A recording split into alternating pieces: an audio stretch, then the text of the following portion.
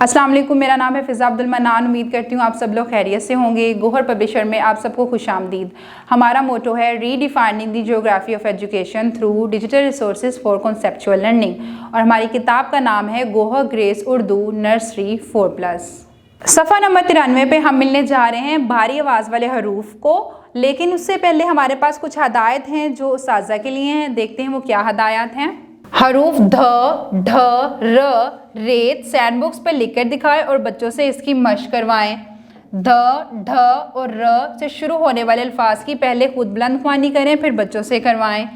ध, ढ और र लिखने में बच्चों की रहनुमाई करें। अब हम बढ़ते हैं अपने सबक की तरफ। जी बच्चों, यहाँ पे दाल की हमने दोस्ती करवा दी है दो चश्मी है के साथ, तो ये अब क्या आवाज़ देगी? ध की।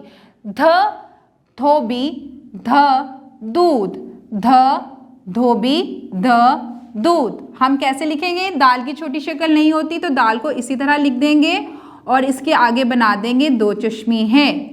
दाल को इसी तरह लिख देंगे और इसके आगे बना देंगे दो चश्मी है, ध। इसके बाद हमारे पास मौजूद है ढ, ह, ढ, ढ ढोल, ढ ढाल, ढ ढोल, ढ ढाल। डाल जो है वो जब जंग होती थी तो उसमें इस्तेमाल की जाती थी अपने दुश्मन से बचने के लिए, ताकि वो आपके तलवार का वार ना कर दे। आप इसको हाथ में पहनते थे ताकि आप पे तलवार का वार ना हो सके और आप ज़ख्मी होने से बच सकें। ढोल के बारे में आप सबको पता है। इसके बाद हम लिखते हैं डाल को इसी तरह से, क्योंकि डाल की छोटी शक्ल नहीं होती, और इसको बनाएंगे दो चश्मी है। डाल को फिर से बनाएंगे, तोए बनाएंगे और लिख देंगे ऊपर दो चश्मी है। इसके बाद हमारे पास मौजूद है र, ह, र, र, ह, र। र 11वां 12वां, 11वां 12वां। यहाँ पे हमारे पास 11 डिब्बे मौजूद है और यहाँ पे हमारे पास 12 डिब्बे मौजूद हैं। अब हम इसे कैसे लिखेंगे?